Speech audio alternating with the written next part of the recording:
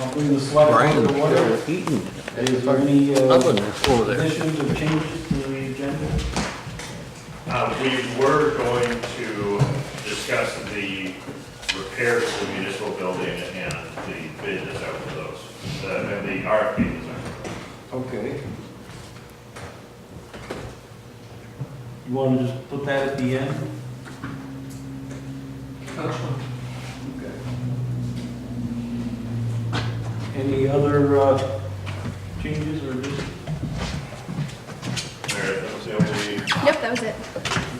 Other than Peter Danforth might not be Yield here. to Gordon. Oh, yeah. I'll ask the same question. We don't believe that Peter Danforth is going to be able to make it tonight. Okay, so we'll cancel the first item. Yeah. On behalf of the village trustees, are there any additions to our agenda for the good meeting, other than also what are the repairs to the municipal building? Hearing none. Okay. Well, that case, yeah. The gang is off.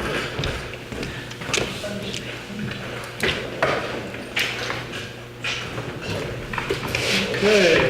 I guess that then moves us on to the merger study proposal review. And I spoke with both chairs a few minutes ago and forewarned them of what I was going to say and do, so they're prepared, I guess. It's my understanding that both boards wanted to have this meeting. Am I correct on that? Okay. And so the question, given that both boards wanted to have the discussion, it seemed to me in order to try to put some sort of a framework on what you're going to talk about, to ask the following question. What does each board consider to be an acceptable outcome of this meeting? Not the ultimate resolution of whatever issues exist between these two entities, but what do you expect from this meeting? Another way to put it, as a result of this meeting, what would you individual boards like to see happen? All right? So as I said, I think that would fairly put a frame on your on your discussion. So, where do you want to? Okay. I asked for a special trustee meeting last Wednesday to have a chance for the 5 trustees and mayors to go over some of the possibilities before tonight's meeting, because I felt like the last meeting, I think like all of us, that we were just floundering in water and going in circles and we never got anywhere. So I have a written statement that Meredith prepared and it was sent to Brian and to the 5 select boards, so they would, as courtesy, have them look at this ahead of time before tonight so they can give a chance for their thoughts. So I'll read it just to put this in the record. At the meeting last night, the trustees discussed what approach they believe would help the merger study process along while being fair to all 3 proposers. All 5 trustees unanimously agreed to the following approach. Number 1, first, we believe it is important for the select board to identify the total amount of money the town is willing to contribute towards the study. Once we know that number, we can add the $4,000 from the village and set a firm price cap. Number 2, ask all 3 consultants to revise their proposals after informing them of their price cap. Number 3, after receiving their revised proposals, invite all 3 consultants in for a discussion/interview, either in person or via Skype. So we wanted to have this to the select board members in advance as a courtesy. And the select board did receive that, the memo. We have not had an opportunity to meet as a board yet. This is our first meeting since that. I would guess I'm speaking for the select board when I say I think our hope for the outcome tonight is whatever the outcome is that the 2 boards agree. And we move forward, whether it's selecting merger or going back to voters or what have you, but the hope is that we would agree.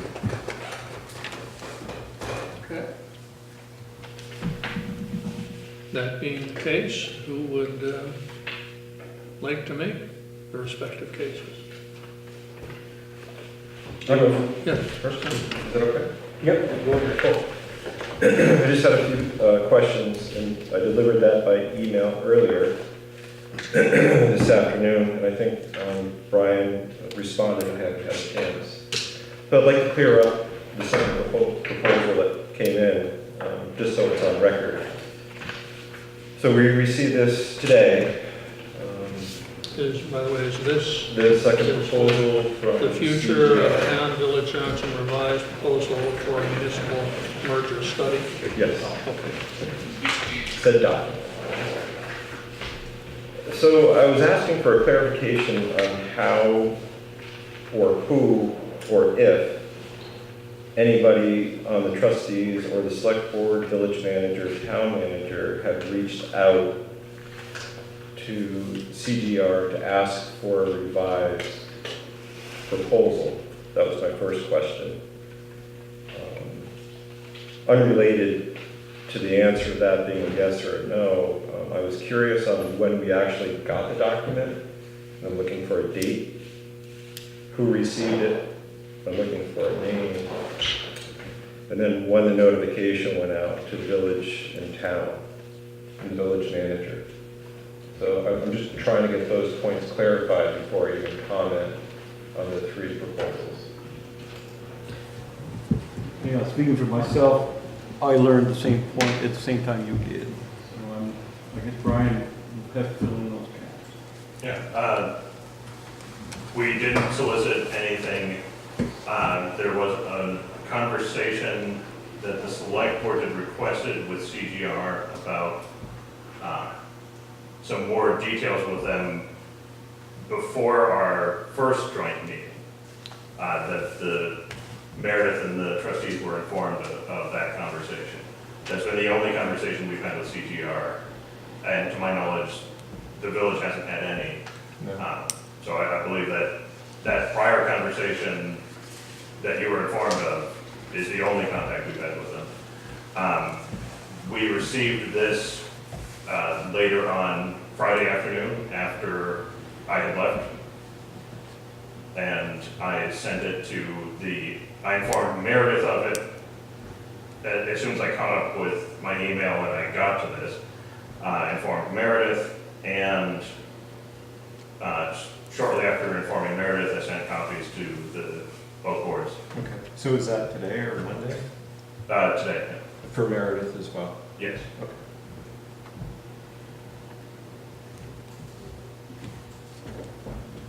Okay.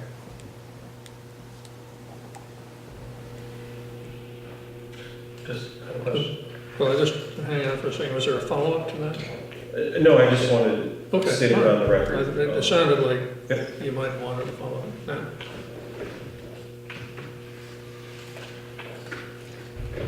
Okay. So I'm wondering then if we would like to address the 3 points that the trustees proposed, and what the thoughts are from the select board. The first one being, what amount of money has the town got available? I believe our consultant line item is $10,000, 12,000. 12,000. Do we have any of that committed already for something? We have the majority, I don't know if I say the majority, but I would expect a sizable contribution of that to go to the final engineering project for the light industrial park. Although we have not received the grant that we will require to fund the rest of that project. Okay. So we don't have any specific earmark line item for this? Not for this specifically. We have our consulting services, which we can afford. I said that we estimated close to between $4,000 and $6,000 for this, and that would still leave us a little bit of a cushion for unexpected consulting services that we might need. And pay for our match of the final engineering project for the light industrial. So I hear you say 4,000 to 6,000 range. That's, during our budget discussions, that was kind of what we were targeting for this. Okay.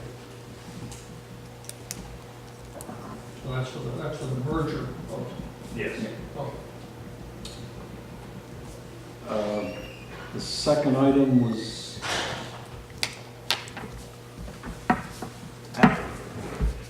with that new number, asking all the three proposals to revise their.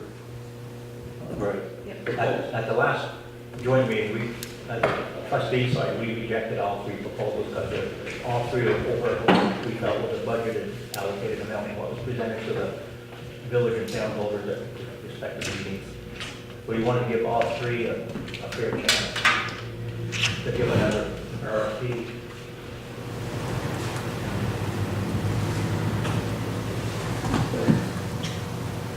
So look for input from the select board, maybe on their thoughts on that. Well, my thought is that there is only one of them whose expertise I would really recognize, and I think it would be spinning our wheels and would not be getting a product enlightening enough to be useful. So I would not solicit, and I think we'd be wasting time to solicit from any other than the CGR.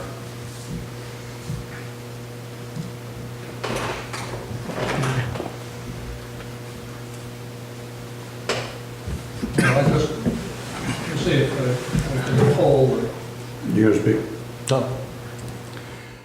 Listening to all of this past couple of meetings, I think it would be safe to say that the majority think that the high-priced proposal would give us the best information. It's quite obvious that we do not have $32,000 for this study. The village has been capped at $4,000. The town has available between $4,000 and $6,000. So we're very, very short of a good study.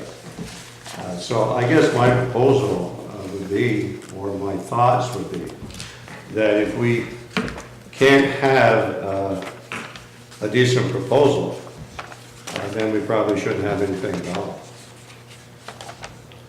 And that we either go back to the voters and tell them that we tried to have a merger study, but we came to the conclusion that it would be cost prohibitive unless they gave us a go-ahead to expend $28,000 of town money to go ahead with this study. So unless that happens, I guess I'm not going to support a thing, and I think we need to drop the whole process.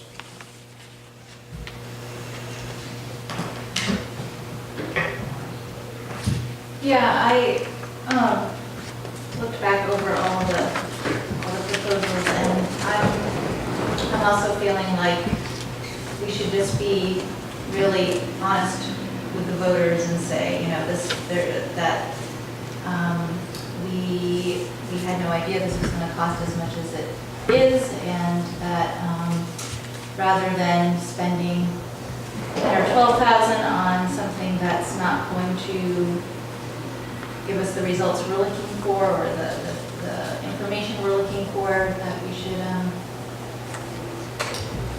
we should go back to the drawing board and either get more money or see what the voters have to say at all.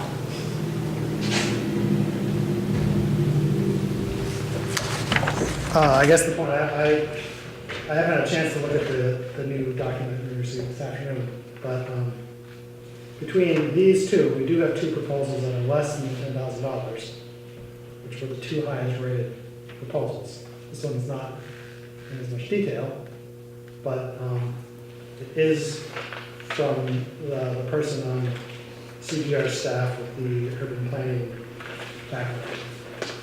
So the most expensive proposal, if we substitute this new CGR one for the old one, at this point, the most expensive proposal is the least scoring of the three.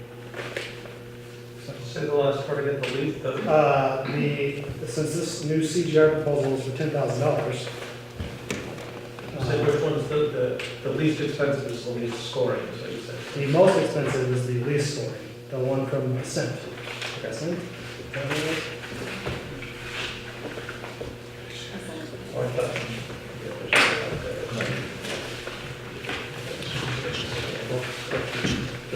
We're allowed to talk. Yeah, yeah. Okay, sure. Just an out-of-the-box thought, when the planning commission had a study they wanted to have done and they didn't have the money or funds for it, they put it out to different colleges. I think this might have been a Bob Selby idea. And I don't know what quality of work you'd get, but since it would be for free, it's an idea that you could throw out to, UVM, Northern Vermont University, some different things that might apply to a certain aspect of their college studies, and ask as a project for students to complete it and possibly get some different eyes on an objectivity. Possibly not, but it's an idea that would be free.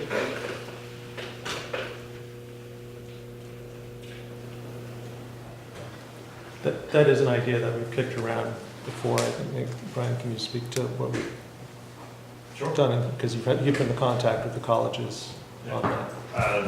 UVM, I completed my master's in public administration at UVM, and we participated, at that program, we participated in a similar project for the town of Waterbury. And they've done prior work for the town of Winooski. It's the city of Winooski. It's pretty common practice there for their graduate program. I've spoken to the dean of that school, the head of the program, and a few other individuals, and there's interest there in working with us on this. But it would not be the same scope of work. We would have to write a different scope of work and we'd have to work within their time frame of when the students are available and working on this project.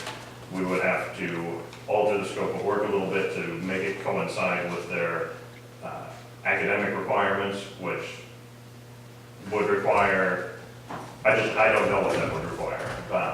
We would have to work more closely with their program administration, and without some support for that idea, it hasn't been worth it to really delve that far into it. So I don't know what changes the scope of work is going to need, but I don't think that they would complete this scope of work for us.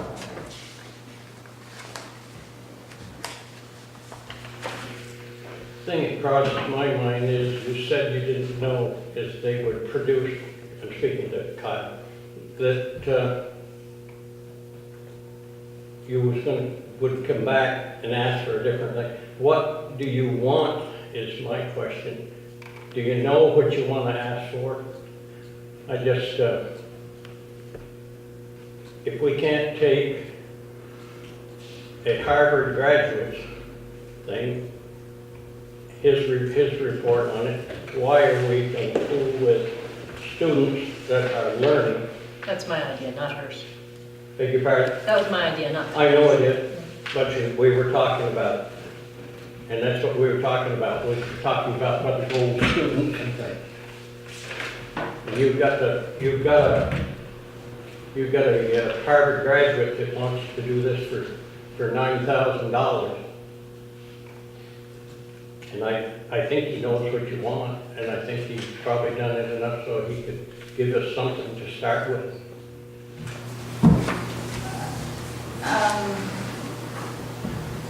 I don't remember the exact conversation you're talking about, but, No, you were just saying that you...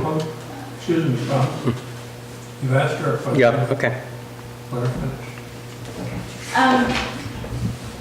speaking back to why I'm not comfortable with any of these proposals, just because someone goes, in my mind, just because someone goes to Harvard doesn't mean that they're an expert in everything. Their education, it's more about their experience with being able to do the study that we want, and I don't feel like these proposals are able to do that, regardless of where they go to school.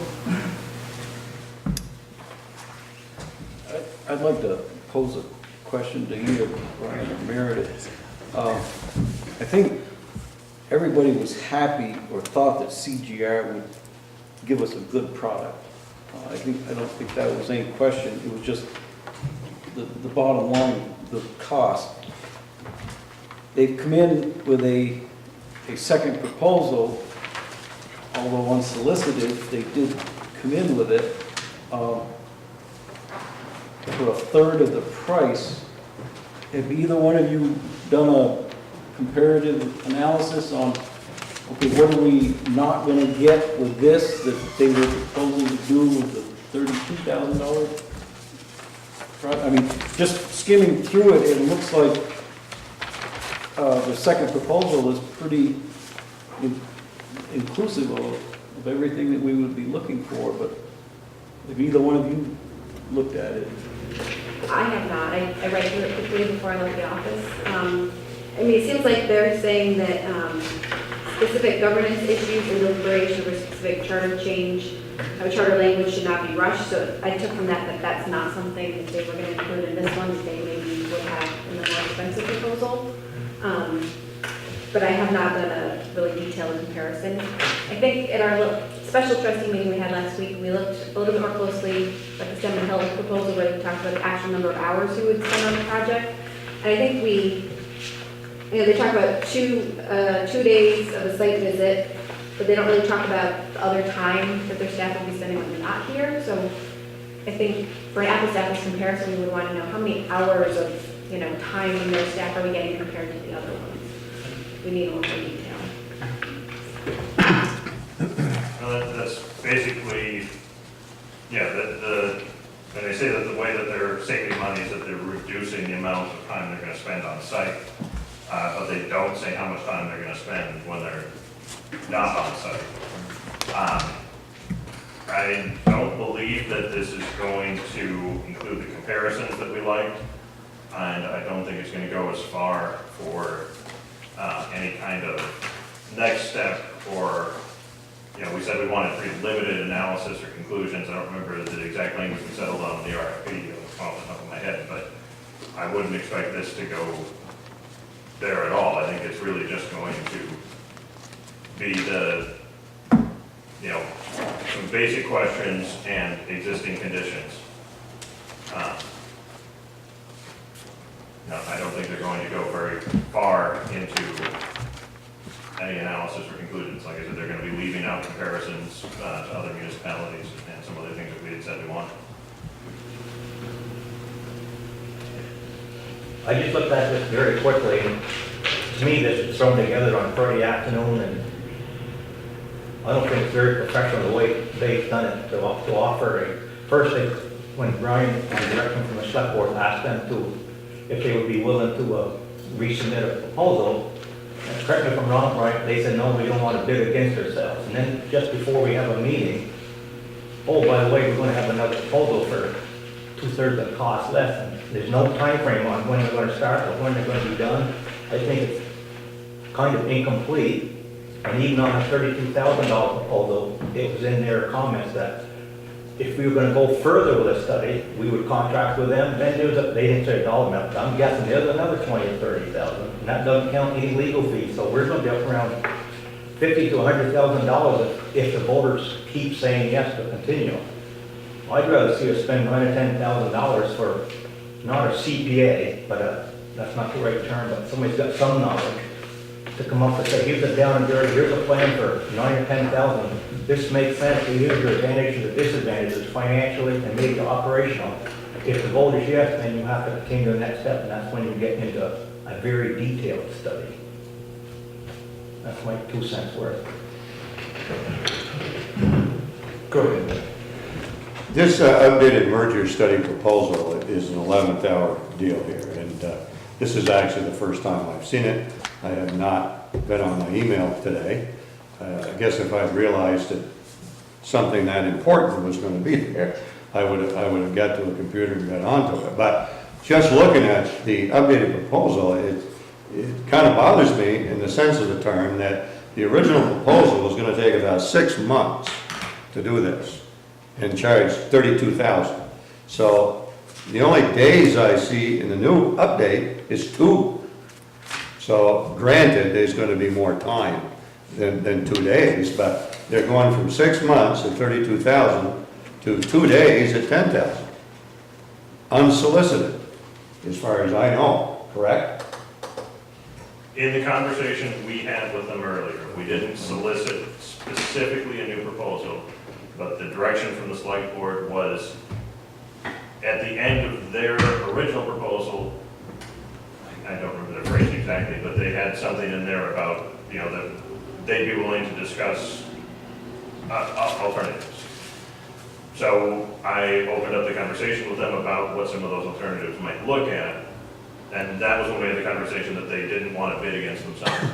I imagine, not having spoken to them, but I imagine they probably read our minutes and could see from the meeting, of the minutes of the last meeting, that we weren't going to go with their proposal.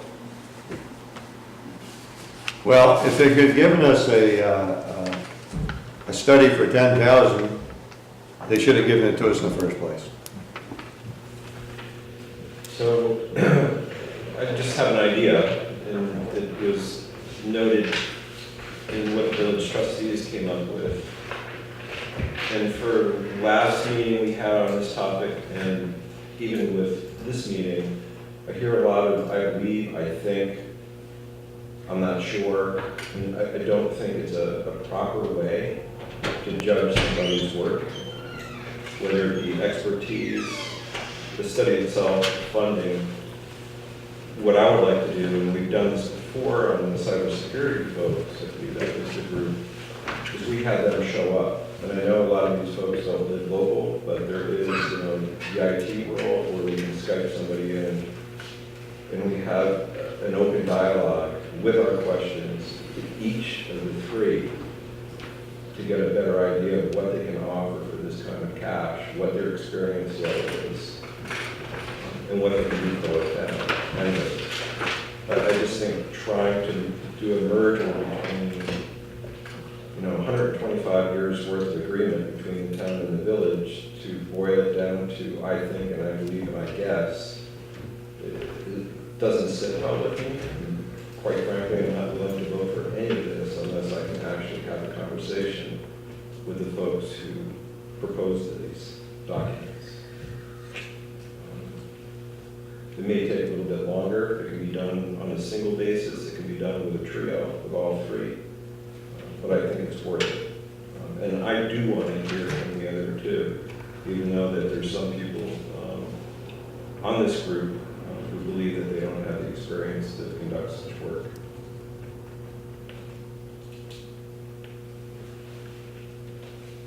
That's it.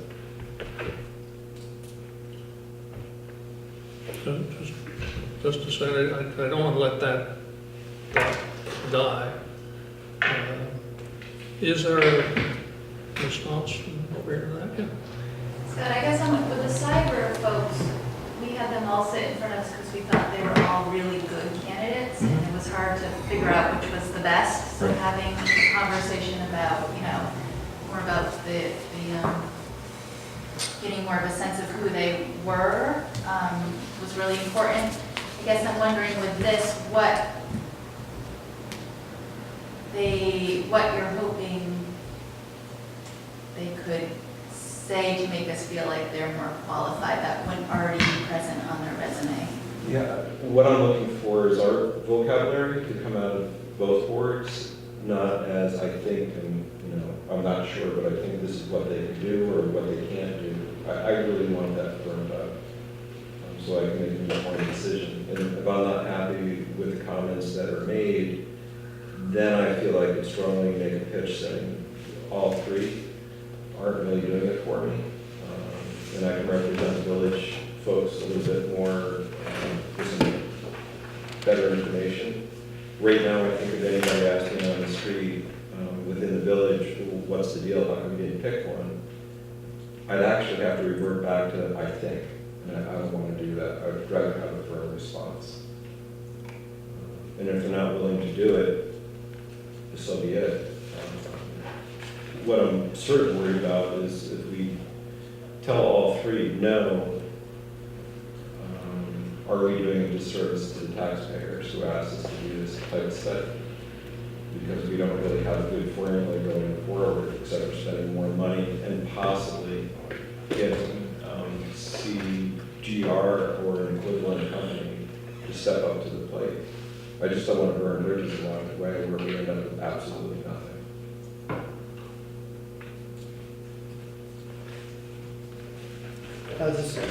After rereading these, so substituting out the new CGR proposal for the old one, all three of them are the same in regards to how many hours they would spend here. All three proposals say 2 days doing interviews with people. Assent to CGR to Stedman, they're all the same in that regard. The difference would just be the back end time on their own. And then also, so everyone remembers, Ascent said they're under contract right now to do one of these studies in Maine. Stedman doesn't have any specific experience in studying emerging municipalities and emerging services. And CGR referenced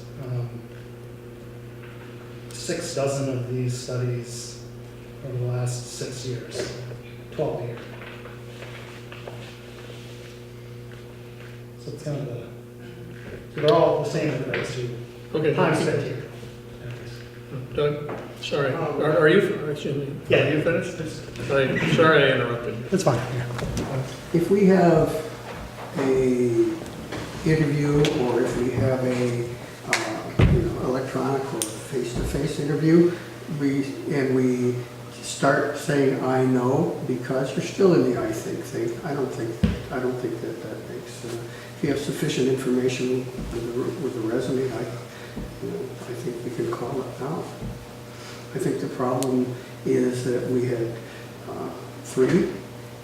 I thought one was unacceptable because it was too high, but highly qualified. The others I wouldn't choose to do.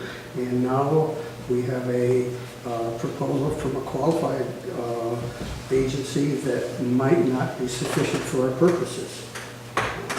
That's where I think we are.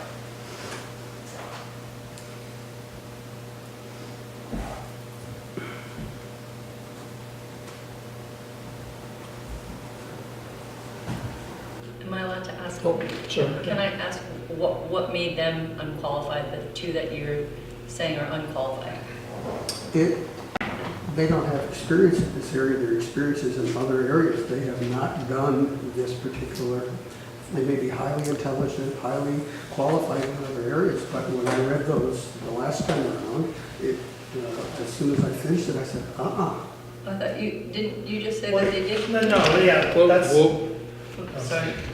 But he was the one who gave this back, Yeah, sorry. that's fine, but Okay. as soon as we start getting into the rapid fire, we're gonna lose control here, so. My You understanding had the from, floor. my You had the understanding floor. from those facts was that they had experience doing that, but that's why I was questioning it. Doug, did you want to respond to that? Your understanding isn't at all, if I was a hiring person, how I would call it.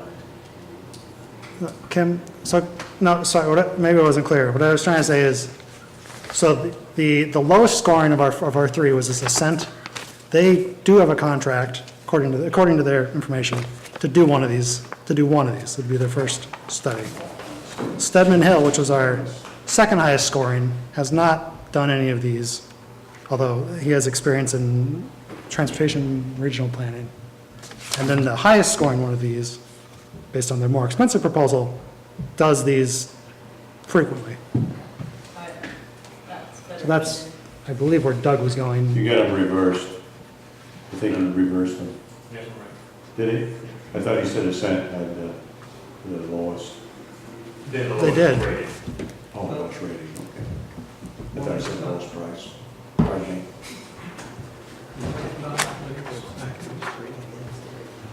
So I guess my question would be, is if we're sort of comparing apples to apples now as far as the amount of time they're gonna spend in the town, and the cost that each one of them is proposing, are in the same neighborhood.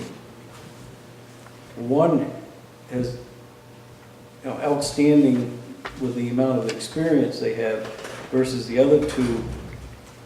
Why wouldn't we just go with CGR?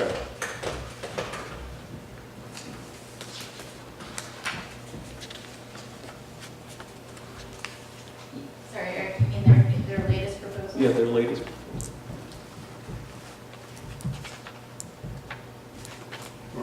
I just wonder, is this fair for the other two? Because for one of them to kind of sneak in under the deadline of submitting another one, even though they're the most qualified, is this not bid rigging, but this kind of unfair practice of somebody sneaks one in underneath, read the minutes, and they do have a lot of qualification, but is that fair for the other two? To me, it smells a little bit, where someone gets in just before the last hour. I don't sit good with me. To me, that would be more qualifying because they're paying attention. You know, we don't know if the other two if they already wrote us off the radar. You know, if they're reading our minutes as we go along through the process. Do I gather a sense here that at least one of these three outfits is acceptable under some circumstances to being called upon to do this? Or is there a wholesale rejection of all of them? For one reason or another. It could be lack of experience, could be too much money, could be uncertainty as to what they're going to do. Is there anybody who thinks all three are disqualified for any reason? Well, that seems to be step one. I am uncertain.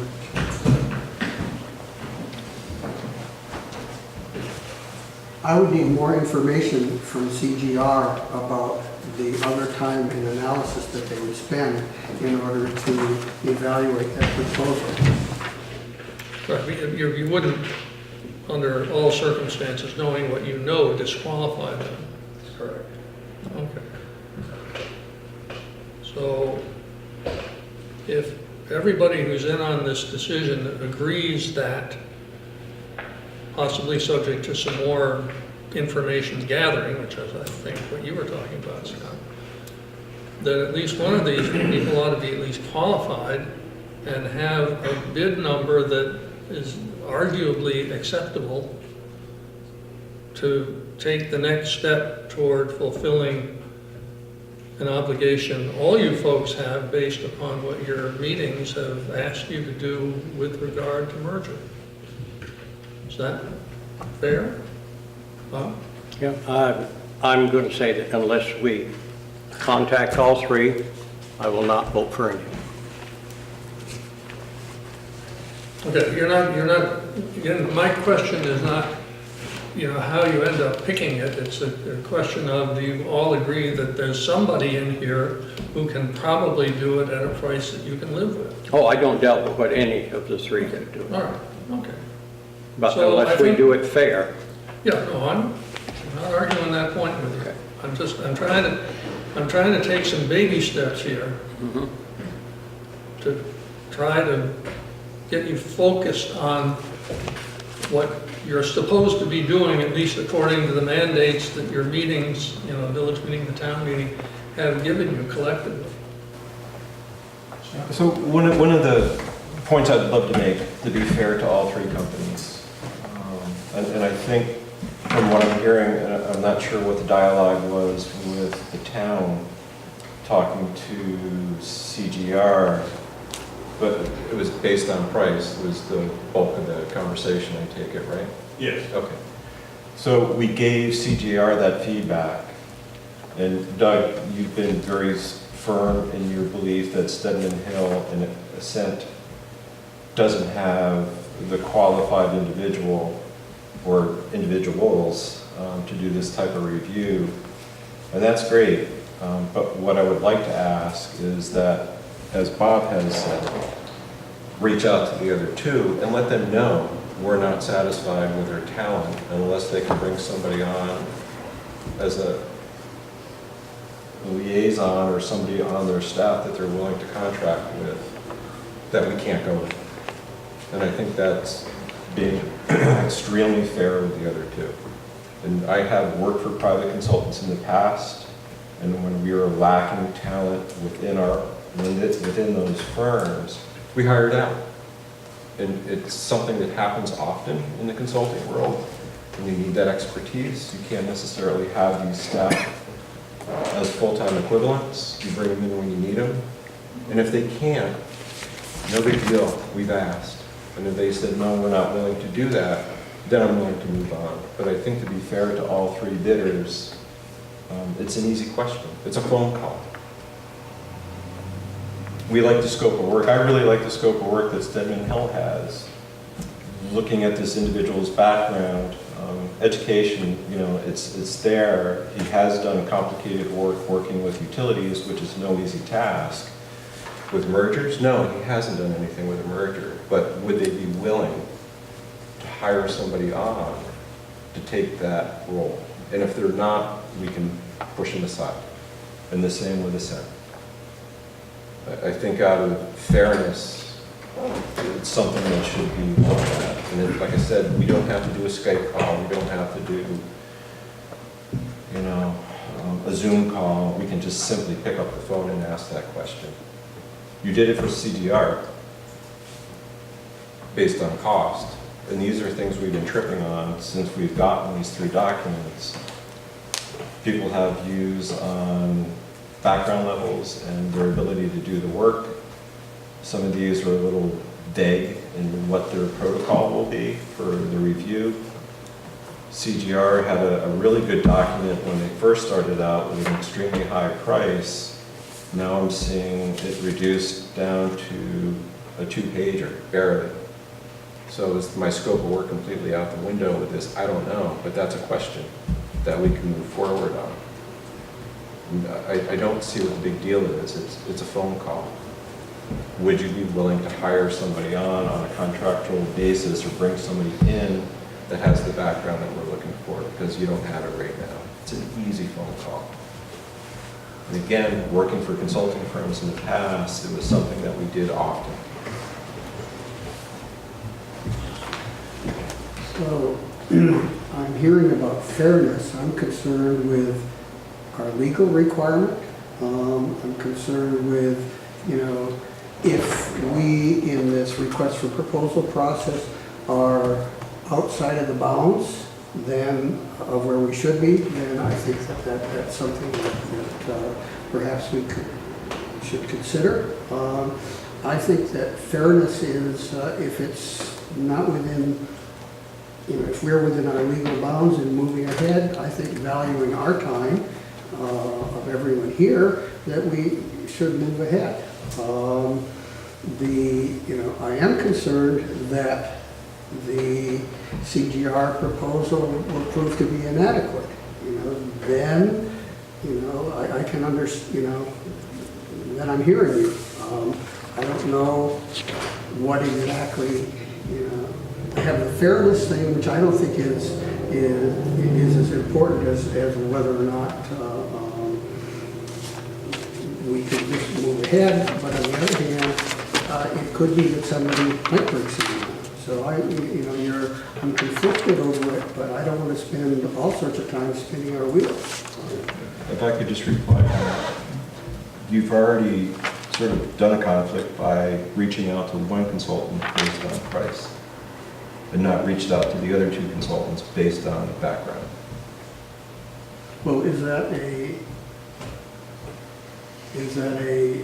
conflict that is, you know, have we exposed the town and the village or the town by doing that in terms of a breach of the protocol process?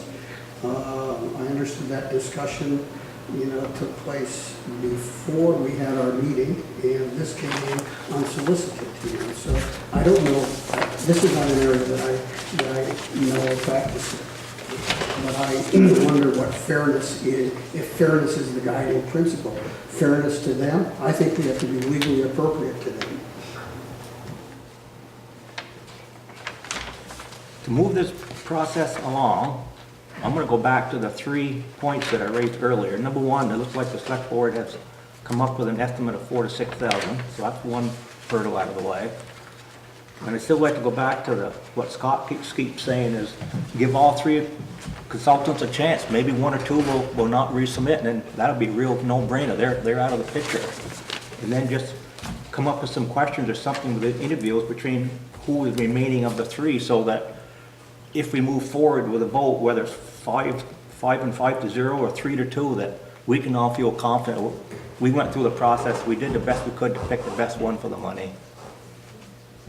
And it's not, if we do this, it's not saying no to any one of the 3, and it's not saying yes to any one of the 3. It's giving them all equal time and give them a certain time frame, let Brian and Meredith work on it, and let's come back to the results, get them to everybody ahead of time, and let's pound it out and let's do something.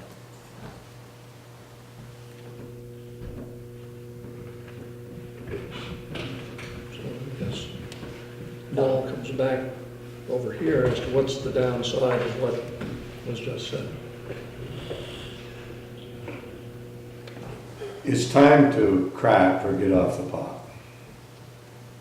And I think the select board should agree with the trustees. It's not unreasonable what they have as a proposal. Probably it's not going to do any hurt, and I think that we should go along with the trustees and move this forward. Because if we don't, it's just going to be bumping heads and we're not going to get a thing accomplished.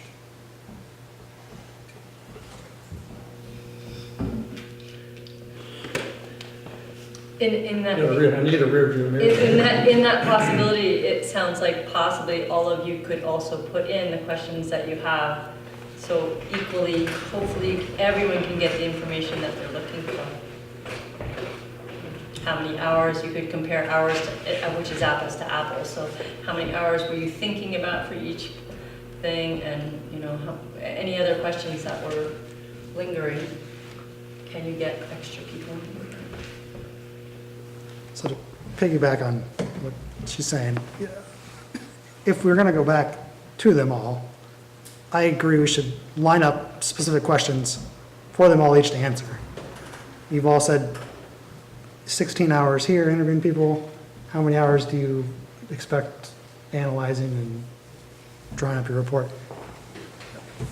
We could also bring to their attention the weaknesses that we've identified with each of the proposals, but we could send them all essentially a package, a list of questions that we could come up with. So it's just one, going back out to them once. You know, it may be a tough draw to get them, to get them in one place to ask them a question or even line them up over the phone. But if we had specific questions, you could do it all in one format, I believe. You know, we're concerned about your cost, we're concerned about your experience. Oh, and how many hours do you plan to spend on this, this, and this? Or, you know. Which of course would require a committee to draft the questions. The questions will not descend from the sky. But it wasn't clear to me when Mike is saying we ought to just agree, if we were talking about agreeing with Scott or agreeing with the minutes or the letter that Meredith had sent. I'm much more favorable to Scott's idea of inquiring whether they can bring someone on than I am to let's go back and ask everyone to address these things. Yeah, okay, Go ahead. I apologize. No, go ahead, you haven't spoken. I would back that up a piece, not to say, are you willing to bring someone on, but how are you willing to address your lack of experience and not give them the answer. It's probably a small point going to exactly the wordsmithing of the questions we're going to ask that aren't going to fall from the sky. So That's the kind of thing you get John committee.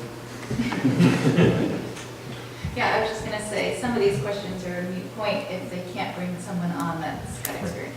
So maybe that first and then see who's left.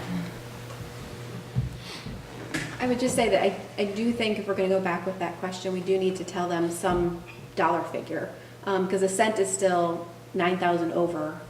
They weren't under or within budget either. So I think if we're gonna go back and say, can you bring somebody on with them, we'd also need to say, and also bring your costs down. For Stedman Hill, you could spend, about another $1,000. Could you bring somebody on for that? So I do think the price component does have to be communicated to each of them as part of those conversations. I would agree with that, yeah. So, if I may, would it not be a series of questions then, but a series of statements to say our evaluation is this, our concerns are on price, our concerns are on experience, our concerns are on X, Y, and Z, things that we've mentioned, and not necessarily questions, but declarations, and say, the question is how would you address these and strengthen your proposal? Right. Within this budget, I think. Does that make sense? Yeah, and just to phrase the question, that we're looking for talent who has background, proven background in village-town mergers, to make it specific. And that's very clear. And I think that's what I'm looking for at this point, is clarity. And if the other two say, no, we're not willing to do that, it's an easy toss. And then we can wrap our heads around CGR and their new proposal, and if that's going to be adequate for our needs. I think that's a separate conversation. And that I would want people from CGR on the telephone or in person to have specific questions asked. Because I just think it's too much of an important topic for both the village and the town to not do that. If we're contemplating sending something out to all three, I gather. It's just a phone call. Okay. But so the CGR conversation wouldn't be, you're short of, or you think you're short, what would you do? What is our conversation with them? That's a great question. Exact same thing as the other ones. I'm not really sure. We could go right down the line and get a feel for it if you want, real quick with everybody who's present, since we're all here. I think we had some questions, this proposal was, a lot shorter than the last one. There were a lot of specifics left out. I think a specific question is, how much time are you going to spend off-site, to develop this report? And I think is that'd be important to know. everybody on the trustees agreeing to that? Well, we don't have that information from, the only person who gave us detailed hourly information was Stedman. Correct. So Ascent and CGR, we don't have. So we'd get detailed, we'd have two of the three with detailed hourly information. We don't have that from Ascent. I think my opinion is we should ask that of all of them. So we have something things we can actually really compare.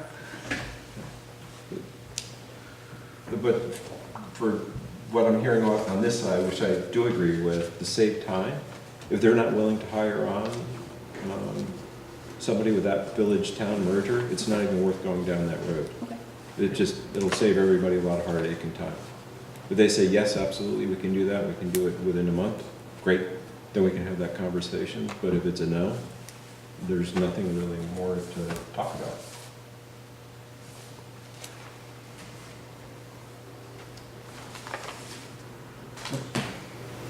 If we could, it seems like we have our template right here for how we would go back to them in the evaluation criteria that we initially gave out to them.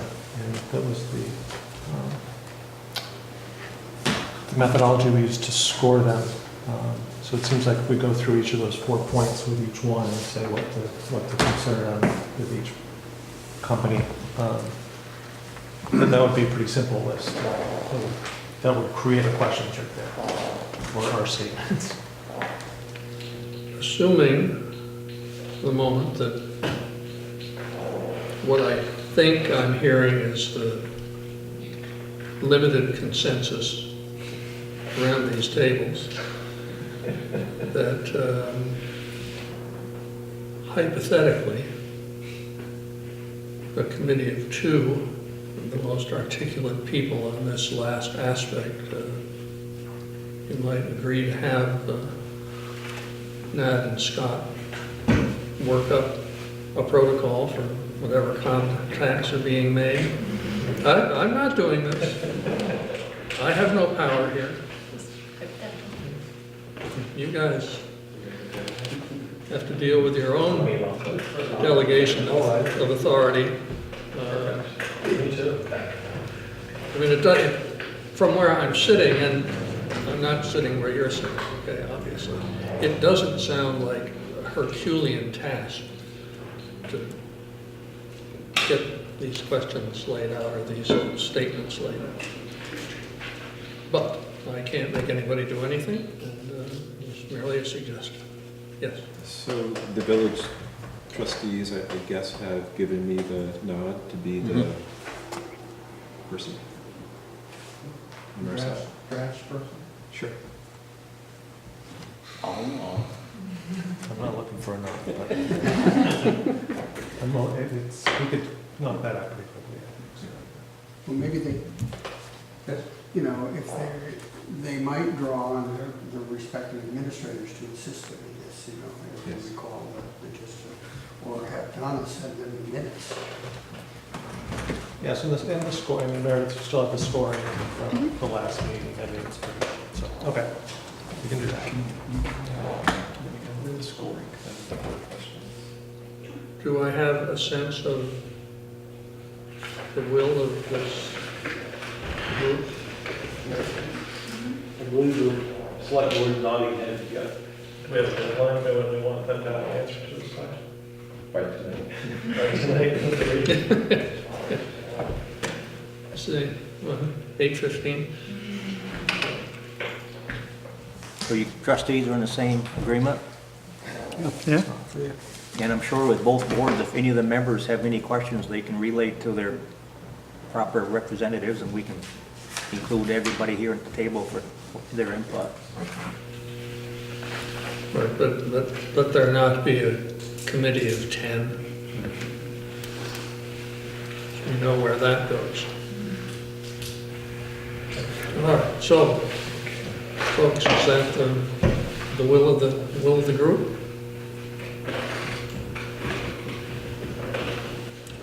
Yes.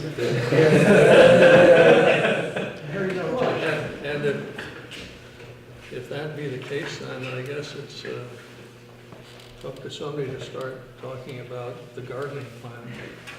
I'm not sure who's going to take the lead on that. I can kick it off, sure. So the village budgeted $2,500 for gardening in 2019. So of that $2,500, we need to spend some, I believe, towards the beautification committee's plan for the village green. And then also for hiring a gardener, maybe Peter or, you know, anybody else who's interested, to do some work around the village at several key locations. And then I believe the beautification committee had a budget itself to do some work at the village green. I can update you briefly on that. I had a conversation with Andrea last week, Andrea Blaisdell, who's done up the proposal. I don't believe she has the general liability insurance that we would require of any contractor working for the village. So I let her know that last year we were able to hire our gardener as a temporary part-time employee to cover that. And I think she was open to that. So hopefully we can solve that insurance issue that way.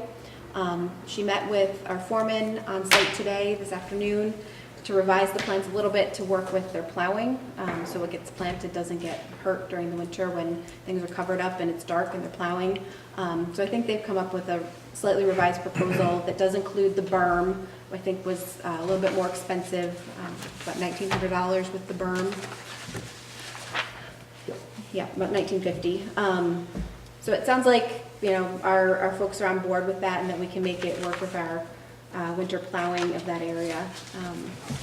So I think we need to figure out of that $1,900, from the village perspective, of that $1,950, for the village green, how much of that we need to contribute, and then whatever's left, we could put towards the gardening contractor for the key locations. And I know one of the conversations we want to have here tonight is everybody agreeing on that sort of broader gardening work that's going to be done, selecting, what's going to be the prioritized locations this year to give a little bit better direction to the person doing the work, and hopefully get some better results this year. So the town had directed the beautification committee on this, and the beautification committee had planned on spending $1,000 on the village green beautification. So the project came back, the town was thinking that we might be able to pay for the whole activity or whatever, but the way the plan came back, plan looks good, but it's going to be more than $1,000, so about twice as much. But we still have $1,000 budgeted for this project. And it sounds like the village might be willing to pay to make up the remaining funds. So we can ask the village to do that, or we can, split it up over the 2019 financial year and the 2020 financial year. How much was the line item beautification? 3,000. 3,000. But that also included Gardening and mural, and we wanted to do some flowers downtown also. How much was the mural? The mural, we're budgeting $1,000 for that also, but not all of, I think very little of that money has been spent yet. So I guess what I'm getting at is we really don't have more than $1,000. Not in this financial year. If we were going to do it, we would pay for some of Andrea's materials up front, and then pay for labor to actually implement it in the new year. So we could buy things, we could buy the material now, and then actually commit the construction. How much do we have left over currently in the budget? We've got, in beautification, we have almost nothing that isn't committed, although we do think that the mural and the flower baskets and other things we want to do are probably going to come in under budget. There just isn't a lot. The mural's almost done, and that one is probably never going to cost $1,000. The hanging baskets and other things that we had wanted to do on beautification, there's not a lot of time left to get them done.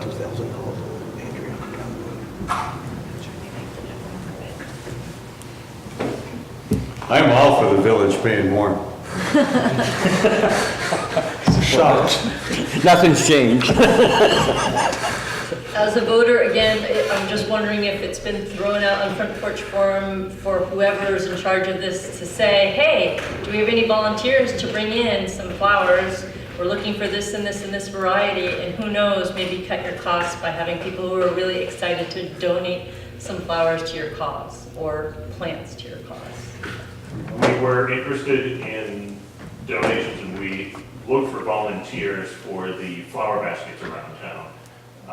And some of the other things that we're going to do, we're trying to solicit, and we'll put something about it again. We got one volunteer last year, but the plan for the baskets is we were going to provide people with the watering wands, and if they would agree to water, we put up flowers, they go out with a wand, we would provide things that they would just agree to go out with a wand and water them. That we didn't receive a lot for that, but we can resolicit and try it and go with that again. Andrea's proposal, we can look for some other resources. We were talking about possibly having better sources for compost and some other things that might help bring the cost down, but her proposal is pretty specific and well considered for the shrubbery things that she wants to use are well considered for how hardy they are and how well they'll withstand the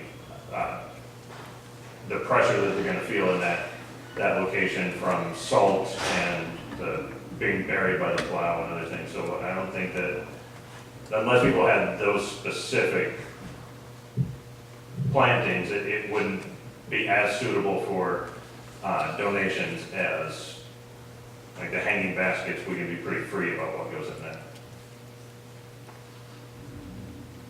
Hope that answers your. Yeah, it sounds like some of the cost of maintenance, not just the materials. The maintenance is gonna be, it is always the hardest part.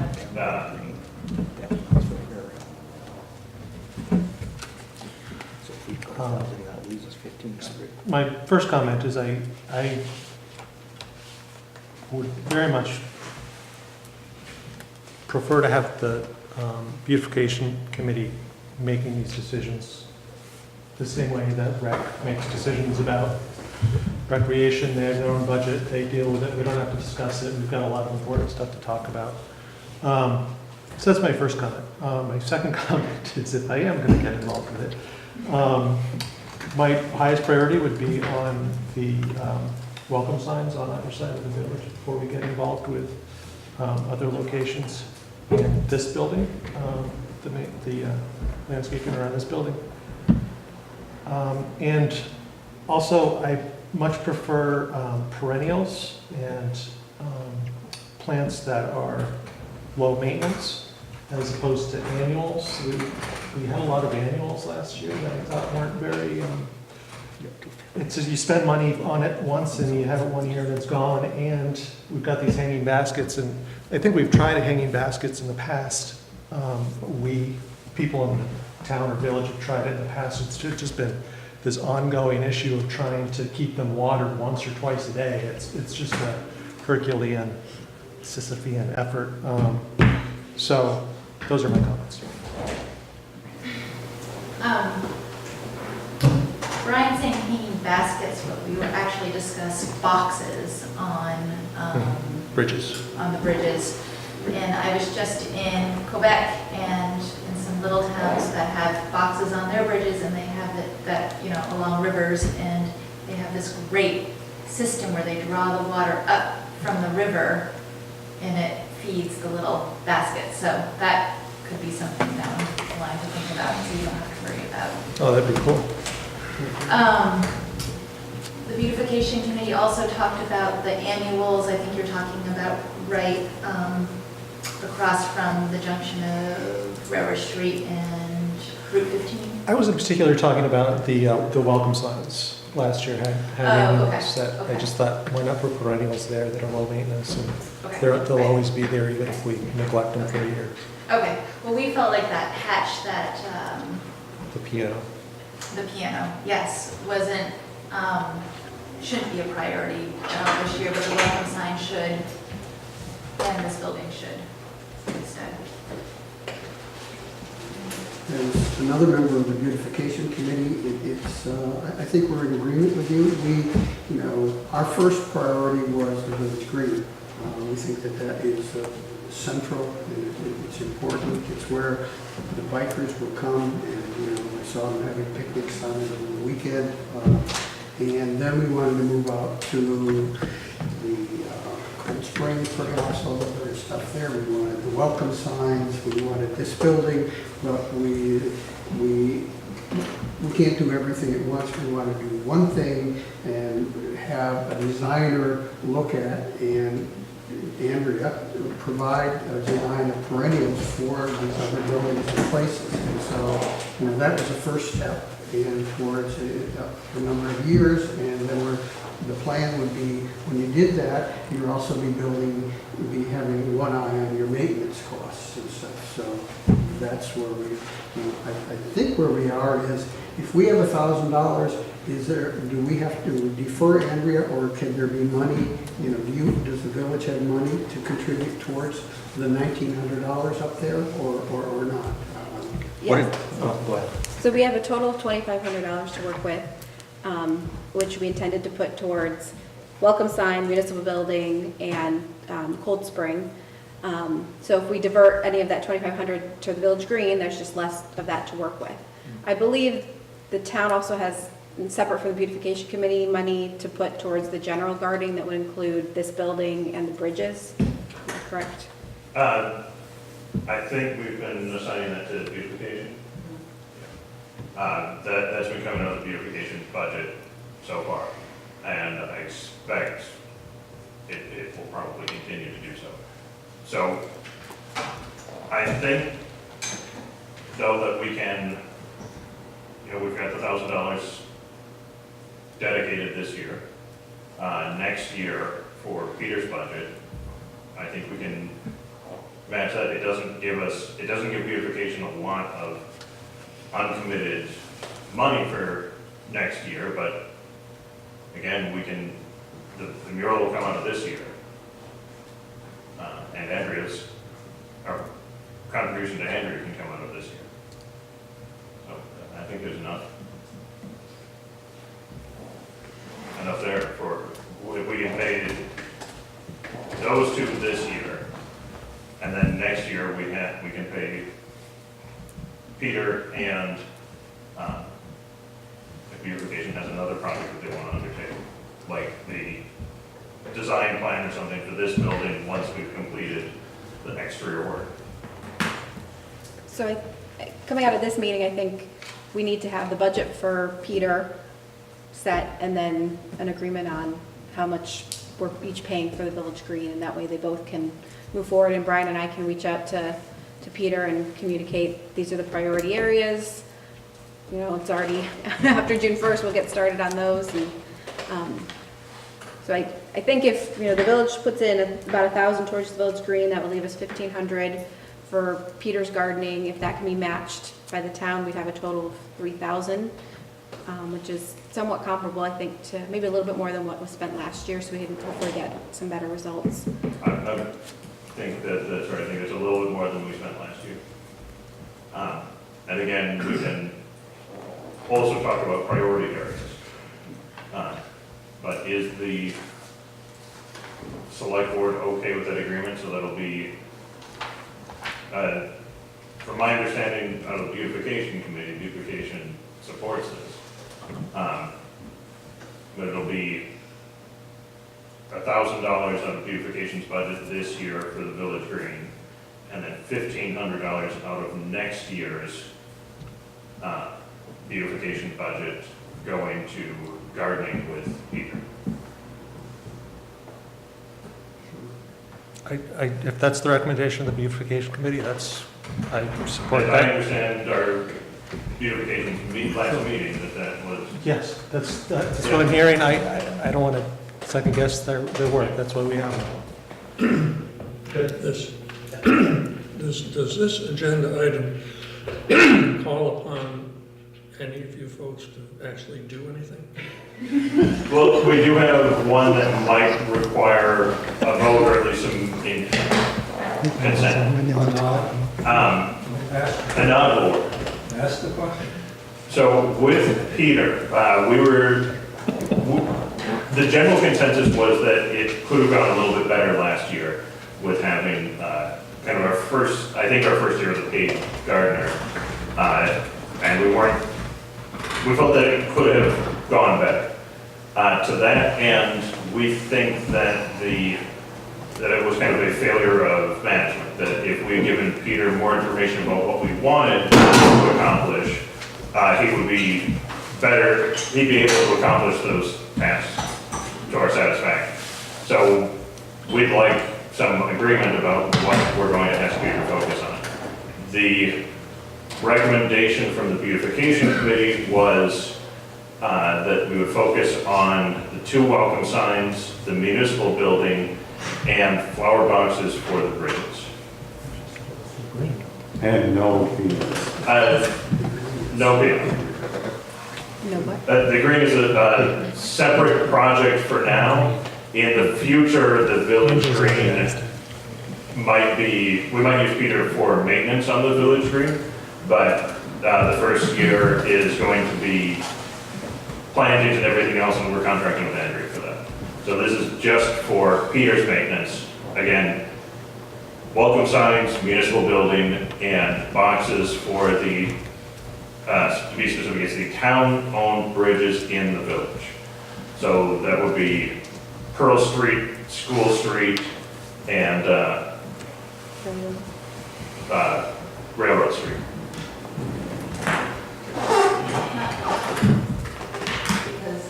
Oh, because, that's right, not Pearl Street, because the committee thought that the natural landscape on that served perfectly well. So it would just be School Street, the Powerhouse Bridge, and Railroad Street. It's not town-owned, so we would have to get mixed up with the state and everything else to place things on their bridge. So let's try it on our bridges, and if it's successful, we can go to the state and ask for permission to hang baskets and do other things. But for right now, let's just try and do it on the things that we own, because we don't need anybody else's permission.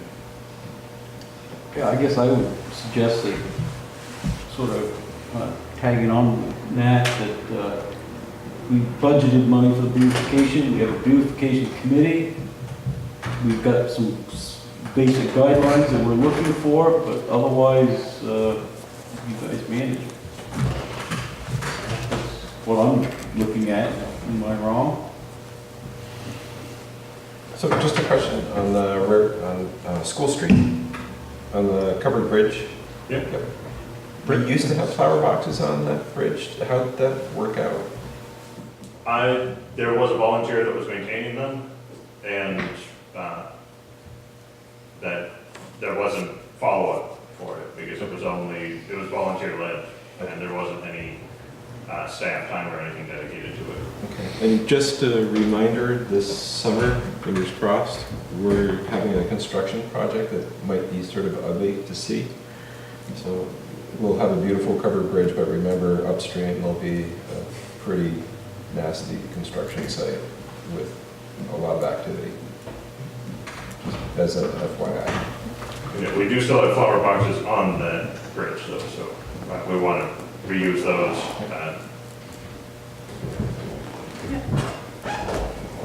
I think the village green should be the village green, and the village responsibility.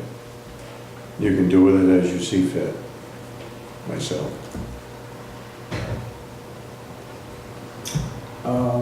The village owns it, but it's the central part of the town. I understand that. And I think that since the goal is beautification, it's an ideal place to start. I diverted me from where I was going. The reason we're here really, and not just at the town, is that the village green is what Mike is suggesting, village property. And so we wanted permission from the select board and from the village, one, to do work on your property. Some things we might not require it, although I think it's good to have cooperation over this and understanding and kind of a general okay.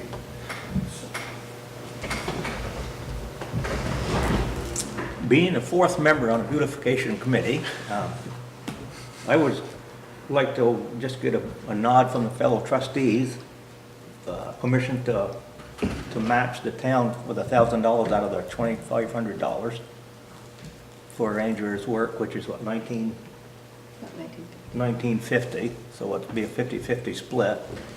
And having met with Andrea, what, 3 times now, when she does plant, she said she would be willing to do the maintenance.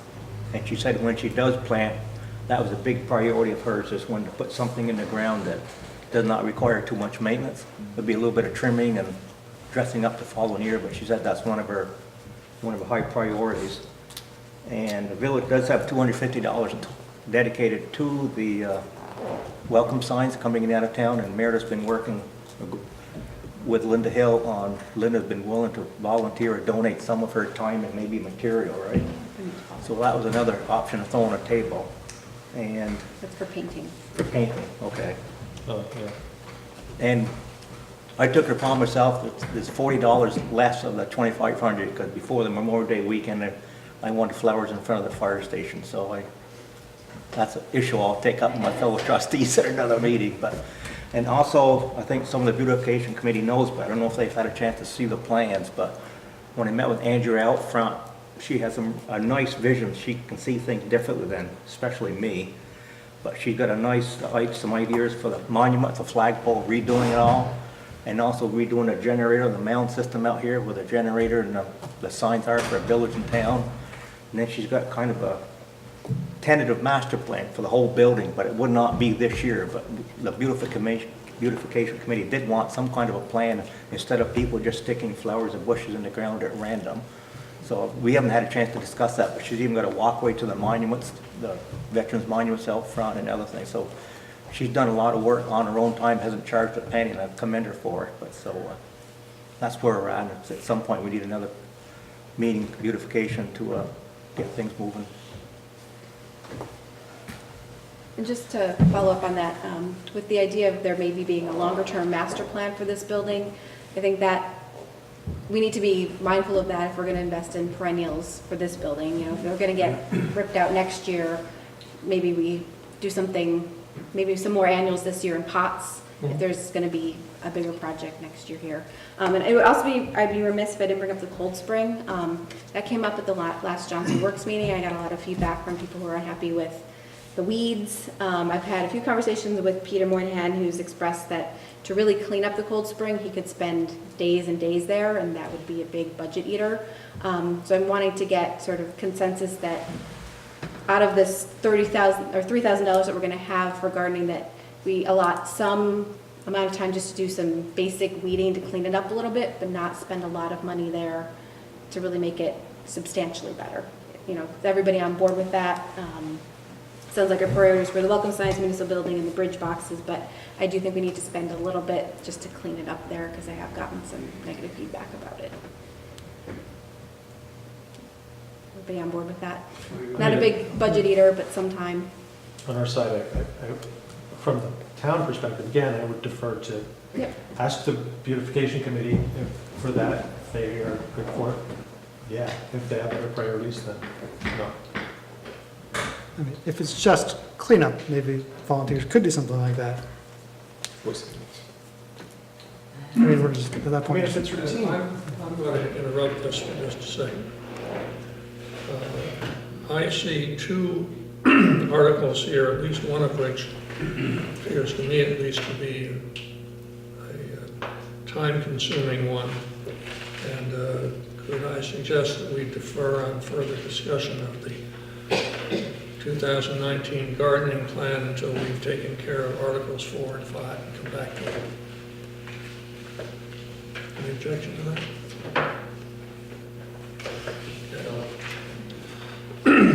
Article 4, joint employee framework. I was a little unclear what just happened.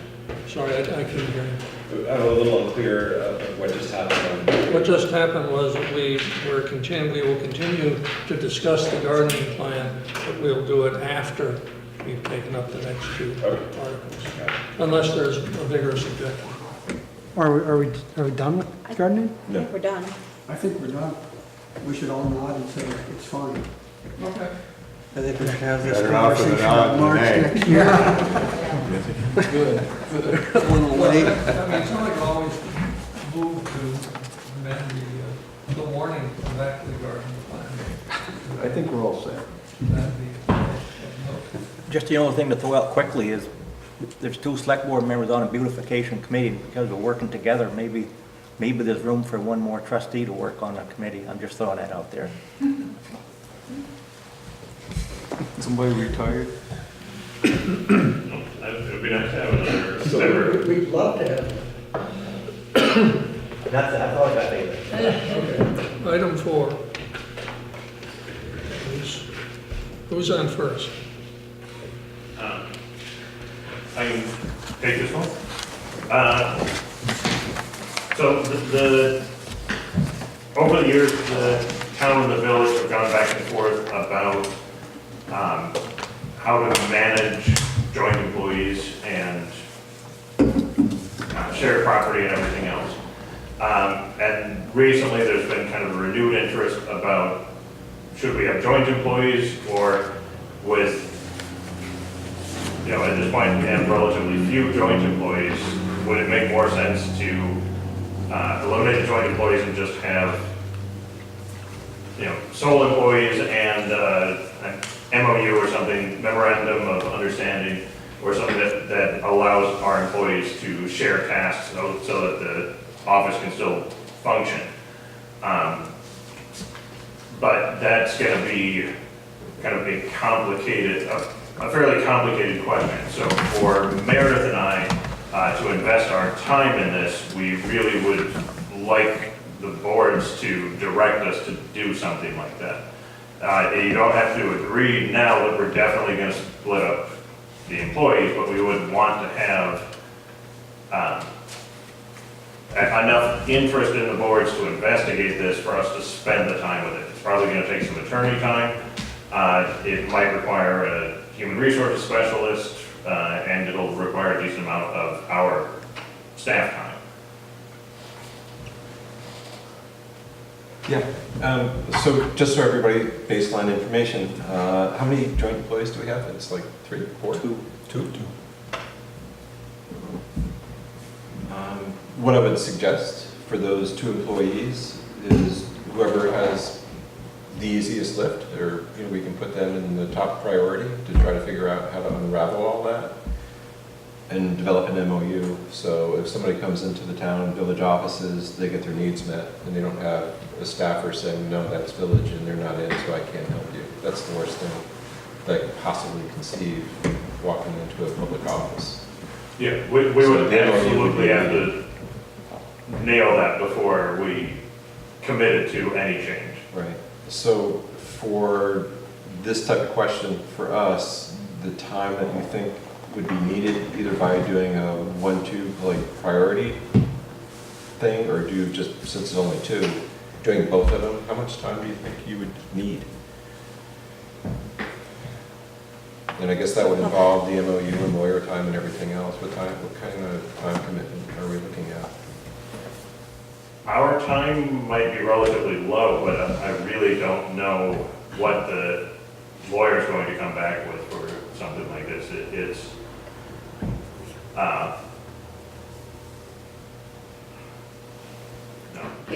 Yeah, I mean, it could be as little as maybe 25 to 30 hours, for each of us perhaps. But in addition to the 2 joint employees, we do have 2 shared elected officials. So we do need to figure out, an MOU somehow, or some way to split up their time as well, even though they're not joint employees, and we have to figure that piece out as well. So for Go ahead. the shared elected officials, would that have to go through the state, through any kind of That's something review? that I have no idea. We have to Okay. think about it. Yeah. The problem with coming up with a document of understanding on, like Rosemary, she's elected, we don't have any authority over her.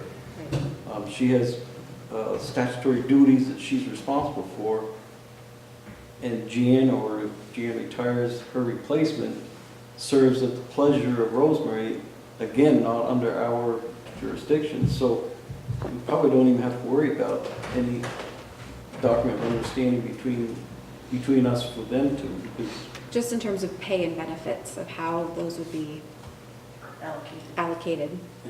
how did we used to do it? It's not working now. What we've been doing, as far as I know, is that it's kind of an unstated agreement that I don't believe it's written down or formally accepted anywhere, but it says for Rosemary and Jan, I believe it's a 60-40 split.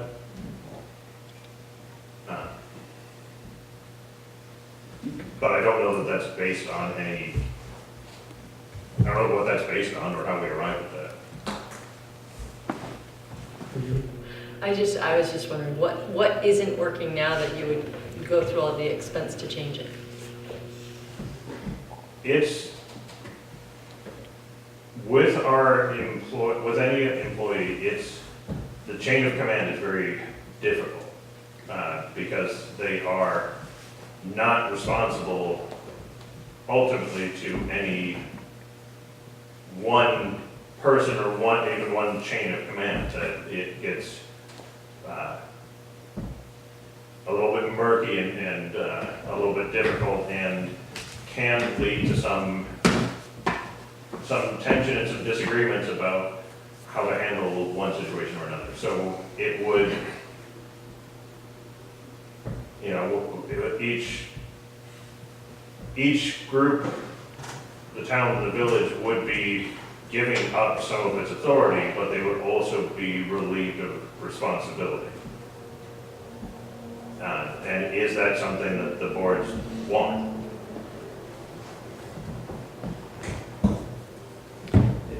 How we got here was, Gordy probably is the only one that remembers this, besides myself, is we had separate employees eons ago. And it came to a point where we had so many employees in the office that had shared responsibilities between the town and the village, that we developed shared employees. One of the problems we had back then, and it was a lot of work of the two boards, is to get everybody, or every employee on the same pay scale between the town and the village, because they were being paid separately. Their pay raises would be coming at different times. And so there was a lot of work to get that all an agreed upon salary amount and the salary increases would be and all of that. And back in that day, we had 4 shared employees, because we had Duncan and Leia. And of course, now we're down to 2 shared employees. And then recently, the trustees granted a salary adjustment to one of the shared employees, so it's only a portion of her salary that's adjusted and not her whole salary for the 40 hours. So we've been kicking this can back and forth for a number of years, and that sort of brought it to light again. It's like, okay, well, you guys want to make an adjustment, you could do it, you could make the employee whole, and if it's just a village employee. I was just going to ask for the record, so there's 2 shared employees, what percentage of their time is for each? 80, 20, 60, 40. Yep. Is it 80/20 or 70? 80. And which directions are those numbers on? Susan is 80% village, Okay. 20% town, and Ann is 40% village, 60% town. Okay. Well, it's not that far off from most. In response to Kim, I think the issue besides pay is the question of who they're answerable to. Yeah, that, you made that clear, thank you.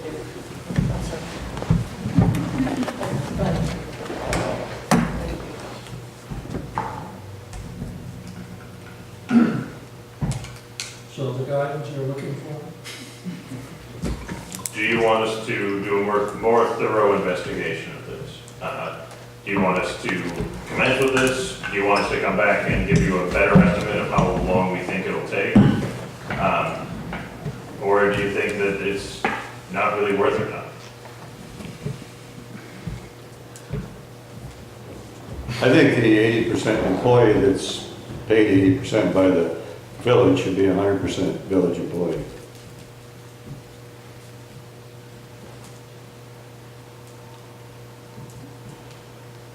So I'm guessing from you, Mike, you're saying we should ask Brian to, is that sort of the consensus of the board? That we should look into exploring? 40%. My issue would be responsibility and discipline and things like that, because I think this bifurcation of who's the boss and where the hats are is bad, you know. Nevertheless, I think that we will get into a point where they seem to be in one office, and the pay scale and the pay differential will come up again, you know. It will become not, you know, we perceived as being unjust between various people, these two employees, when they may have an inherent idea there maybe should be some balance. So I don't know how we address that. I actually think we should go forward with separating it out and the town taking responsibility, having with the employee that's the majority of part of our time, and making certain that there's a memorandum of understanding that the village pays X for the time that, you know, that certain amount of their time is allocated to that, so when people come to the window, they are served. When you're done, Doug. I'm done. I just want to agree with what Doug had just said and actually what Mike has just said. I think it'd be cleaner if we could separate the two employees so that one board will be discussing the wages for each employee for their own job descriptions and, you know, for the personnel that they're responsible for. And then I think that then if there's any actions taken or anything from any employees or the managers or the 10 of us here, it would be separated. I think it'd be cleaner and it'd be easier for us and hopefully it would be easier for the employees.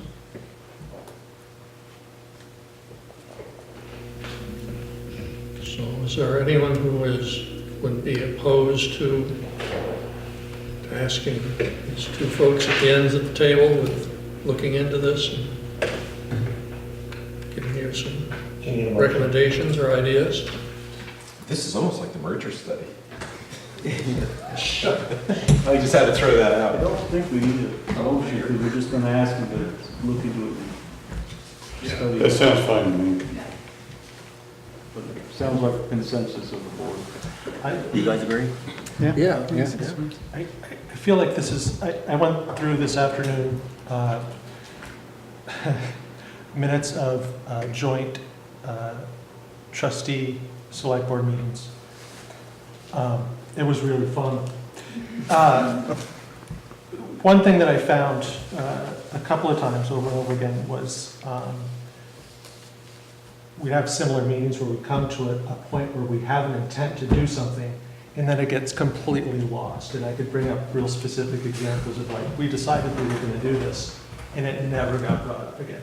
So let's bring this up every month, and like at each individual meeting as a topic, as a separate individual topic, and make sure we follow through with this because we don't have a great track record of following through on these decisions.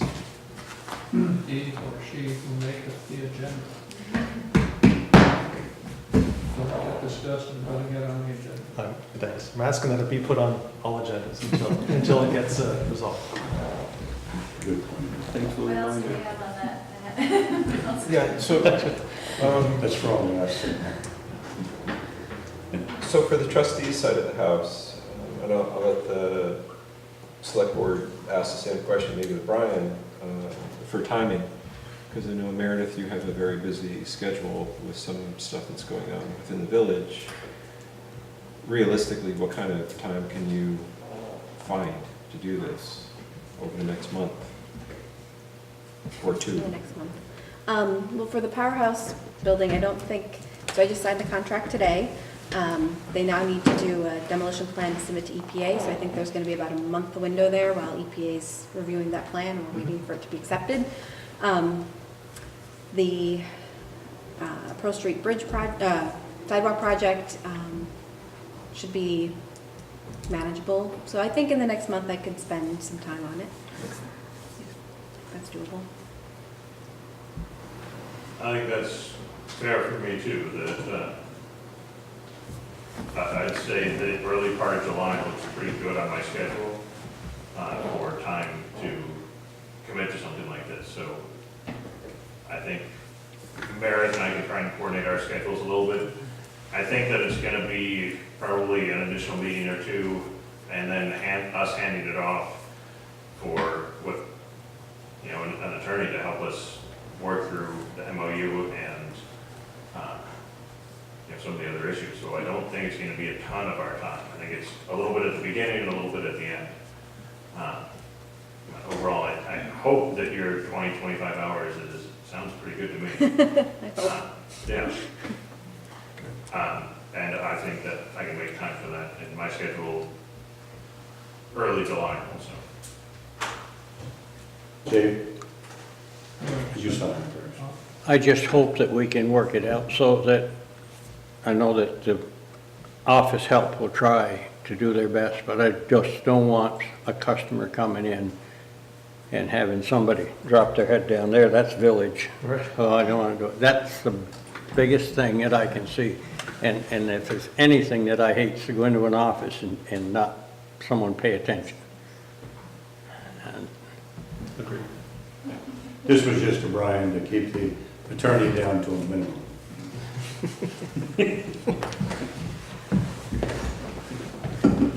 Okay. Municipal building repairs. So it's that time of year, we're looking for another siding update. As per your direction from last year, we put the document out to bid so that we can get other solicitations. That was, you saw a draft of it. It was a little bit late getting out from the draft, so the time had to be extended. So we weren't receiving those by tonight. We're going to receive them by next Monday. With that said, it would be nice if we could at least get an agreement that if we don't receive any bids other than Stanley, if Meredith and I might have the power to award it to Stanley. Again, just in the event that there are no alternatives. For something like this kind of request, I would look for a motion. So moved, Mr. Chairman. A motion, do we have a second? Second? Okay, open for discussion. Unanimous consent. All those in favor? Aye. Those opposed? Nay. Okay. Then you would not have gotten unanimous consent, so better put it to a vote. Just to counter what Eric has just made for, or accepted for his motion, I will entertain the same motion for the village side. To, if there are no other bids that come in before next Monday, that Brian and Meredith have the authority to award the bid so that he can plan his summer work. You have, is that a motion? Second. Motion from Scott, seconded by Bob. All those in favor of the motion signify with an eye. Aye. Those opposed? I was going to bring up a point of discussion, if we can, to Doug's point. Is this that we will grant it to Stanley, or that we may grant it to Stanley? May. May, all right, you got? Yep. Mike make it abundantly clear in his motion that I seconded. You got that correct? Well, that would be pretty foolish if we came in with a bid for $100,000 for just this side, and we okayed the whole thing. Yes. So it's a May. You're gonna get back to us. He might defy Out of- order anyway. Yeah, Doug's point was that if the bid comes back out of line, again, like not what we're expecting this to be, we're expecting it to be around 35,000. If it's not what we're expecting, then we wouldn't necessarily award it to Stanley either. Exactly. So I think he said that he anticipates it to be similar to last year's costs, which I believe all told were, I'm like, did I say 46 or 56? I have it in an email. I can tell you what we actually spent last year. It was higher, I know on the village side, it was higher than, I think it was 56,000 is what it ended up being last year. Because we budgeted 25. So if it was 56,000 again this year, we would be over budget by $3,000. So just wanted to throw that out there. It went over because they found some other difficulties. Yes, that we- absolutely. That we Yep. did not Yep. actually. This is the last phase, are we done, hopefully? I think there's a question about the tower. Yeah. Whether or not we can afford that this year. You know, if just the main walls is 56,000, then that eats up our entire budget plus what we had budgeted for the sidewalk out front. Okay. So that, I think would mean the tower has to wait, unfortunately.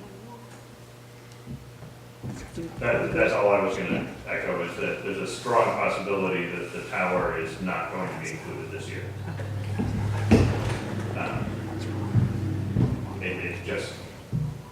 everything so far has been more expensive than we thought it was going to be.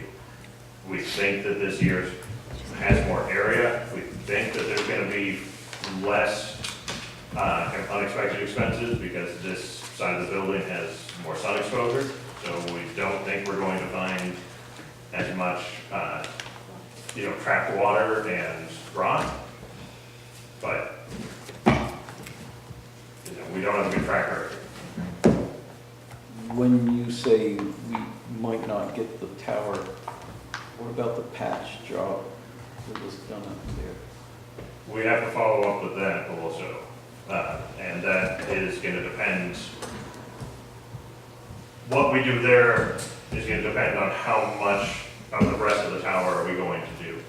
If everybody recalls, we had a lot of water inside the hallway here during the winter, and that was from a segment of the roof where the two parts of the roof are pitched together, and which is a bad idea already, and it isn't sealed very well. So it traps and infiltrates a great deal of water into our attic cavity. We're losing a lot of heat through that area, and yeah, it's going to be another spot of rot and other concerns. If we can redo the tower, we can try and tackle that with a more permanent solution. If we can't redo the tower this year, it's probably going to, we absolutely should do something to, even if we don't permanently remedy that, we don't want to go through another winter in the state it's in. But we are not taking on water during regular rain and normal weather events. I think it was a combination of enough ice being there to kind of force things apart and a lot of water being present to take advantage of that. And we did some emergency patches to get us through the winter. So it's in a stable state right now. So Rip it out. Anything else on building repair? So I don't think Stanley is anticipating giving us a separate bid. I think what we're getting from is he's estimated it's going to be about what it was last year. So I'm getting back to the May versus Will. I don't think we're going to get any additional information that we don't have right now from him before we have to make a decision to approve it or not. But you are getting other bids. Sorry? But you are getting other bids. If we do get other bids. If we do get other bids, You're putting out for Yeah. advertising. If we get other bids, Okay. we'll bring them to the board for discussion. If we don't get other bids, and we feel that Stanley's cost estimates are reasonable and fair and in line with what we've been spending on this, we'd like to go ahead and award him the contract.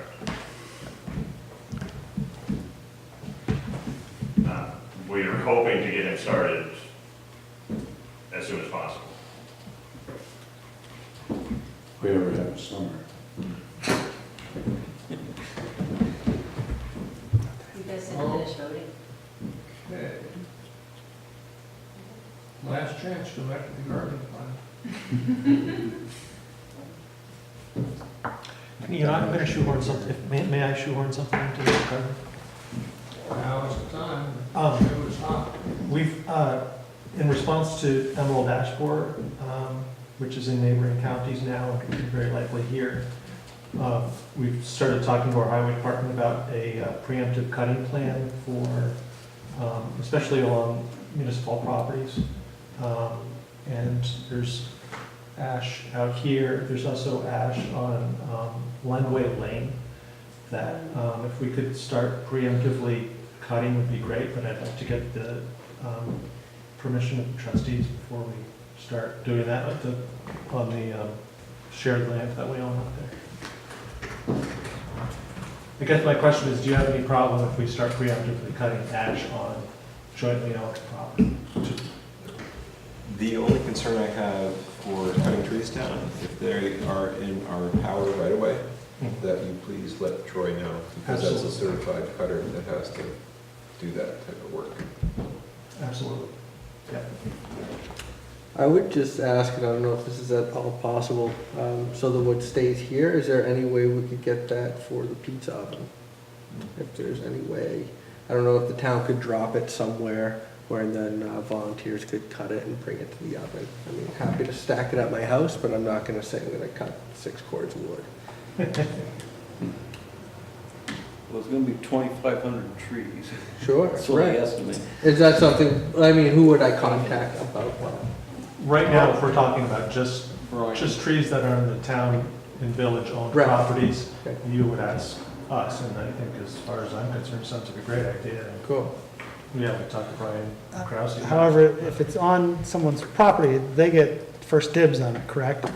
But this is the. That's true. Village town. Okay. this is Talking all- only about municipal Okay. owned property. And just from a liability and legal standpoint, I think what we would probably want to do is give the trees away. So your volunteers, they wouldn't be coming onto town property to cut them up or do anything else, but they would be, depending on conditions, we might be able to drop them off someplace, or they might need to be picked up, but the town wouldn't get involved in, cutting up the trees. So if I have a drop location, then we could probably figure that out? I expect so. We can work with Brian on that. That'd be great, yeah. Just a budget question, where the funding for this category, where's this coming from, for this tree cutting and Good question. out of the highway, one of your budgets? Yeah, we didn't really budget for it, but we gotta do it. I mean, in highway right of way, I would presume that would be coming from the highway budget. I think it's Mud abatement. gonna be something that we have our regular amount of, money for this kind of project this year. But I think in future years, it's gonna be ramping up for how much we have to spend on this. That this is, Emerald Ash Forest here, so it's gonna get pretty expensive over the next few years. Okay. Thank you, Nat, for asking. Thank you.